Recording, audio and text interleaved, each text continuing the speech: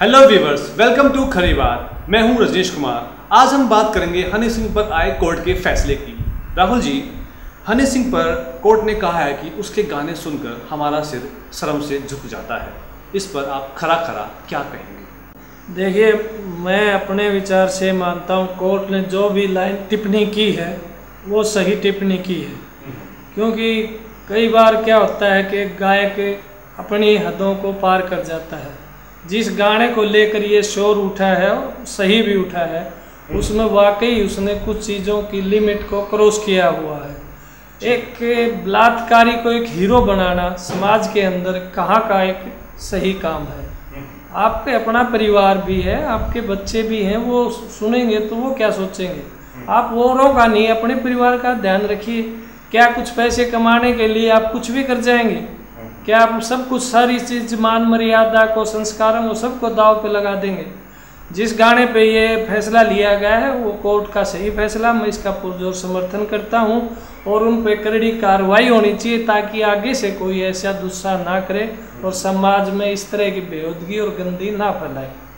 Young generation पर भी इसका बहुत बुरा असर पड़ेगा। बिल्कुल सही पड़ेगा। ये जनरेशन क्या सोचती है, वो उसको हीरो मॉडल मानती है, गायकों को, फिल्म स्टारों को। अगर वो इस तरह की चीज़ों को ग्लोरीफाई करेंगे तो वो क्या सोचेंगे, वो उसको ठीक समझेंगे। और इसलिए जो अपने देश में बलात्कारों को केस बद रहे हैं, हो सकता है इसके पीछे ये भी कारण हो कि इनको बुरा नहीं समझा जाता रहा, इसको हीरो समझा जाएगा। अब अगर किसी चीज़ को आप हीरोइक तौर पर लेंगे तो उसका कच्चे दिमाग पे गलत असर पड़ता है। ऐसी चीज़ों को तो बिल्कुल बैन कर देना चाहिए और ऐसे गायकों को, प्रोड्यूसरों के खिलाफ सख्त कार्रवाई करनी चाहिए, मेरा ये मानना है। हनी सिंह आज पंजाबी म्यूजिक में बहुत बड़ा ब्रांड बन चुका है, जैसा कि आप जानते हैं। हाँ, इसमें कोई दो है। क्या जरूरत है ऐसे पॉपुलर सिंगर को ऐसे वल्गर गाने गाने की? इस पर आप खरा खरा क्या कहेंगे? एक ही कारण है, शॉर्टकट टू सक्सेस।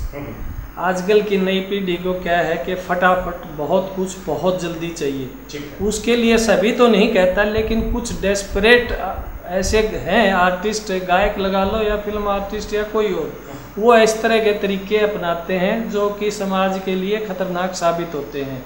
जैसे बॉलीवुड में भी बार एक्सपोज कर देते हैं। बिल्कुल बिल्कुल, जैसे सभी हीरोइनें तो नहीं करती, फोटोशूट हो जाता है। हाँ, कई हीरोइनें अपना जल्दी नाम पाने के लिए या कामयाबी पाने के लिए कई बार आज से आगे बढ़ जाती हैं। तो वो भी एक इसी में डेस्परेशन आता है, desperate soul doing desperate thing for कामयाबी के लिए।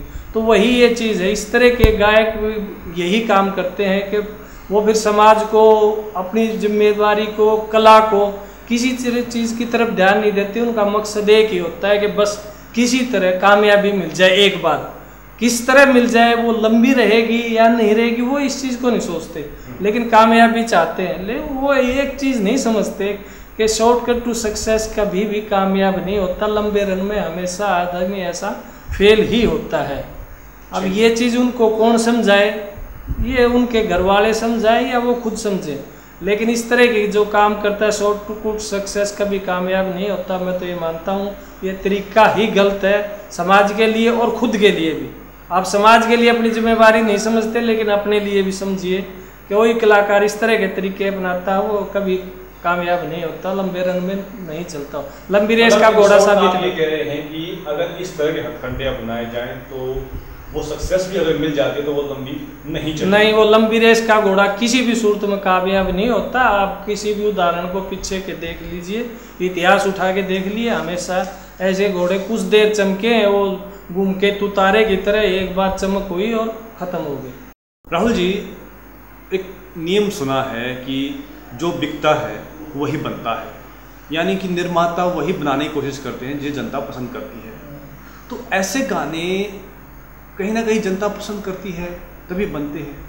तो मेरा सवाल आपसे ये है कि इसमें जनता दोषी है या हनी सिंह जैसे गायक, या वो निर्माता जो ऐसी चीज़ों को परोस के जनता के सामने पेश करते हैं?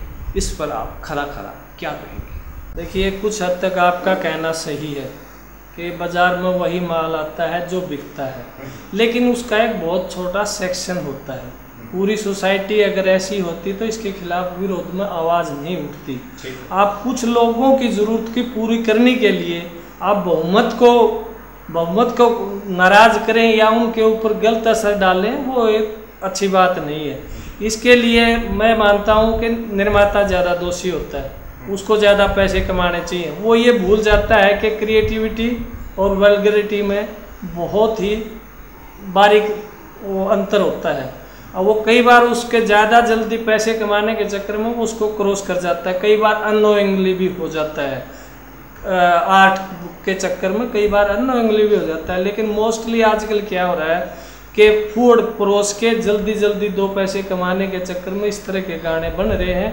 और इसमें ही नहीं, एल्बम में ही कहो कि यही बन रहा है, फिल्मों में भी कई बार ऐसे गाने, ऐसे वर्डिंग का यूज़ किया जाता है जो कि आप परिवार के साथ बैठ के नहीं सुन सकते। तो दोषी कौन है, जनता या निर्माता? कुछ हद तक जनता भी दोषी है। अगर आप इस तरह के सुनेंगे इन्हें तो निर्माता क्या दिमाग खराब करे, अपने घर से पैसे लगाएगा, उसको कोई नहीं सुनेगा।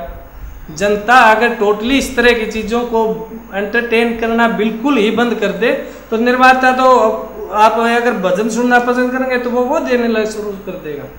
बात सारी यहीं पे है कि बाजार में आप उस चीज़ को कोई खरीदेगा नहीं तो निर्माता कोई भी कभी भी नहीं बनाएगा। इसलिए थोड़ा जनता को भी अपने उस पर ध्यान रखना चाहिए। खरी बात के आज के विषय पर आप अपनी राय हमें कमेंट करना ना भूलें, और अन्य विषयों पर राहुल जी की खरी खरी बात जानने के लिए खरी बात को आज ही सब्सक्राइब करें। Till then bye.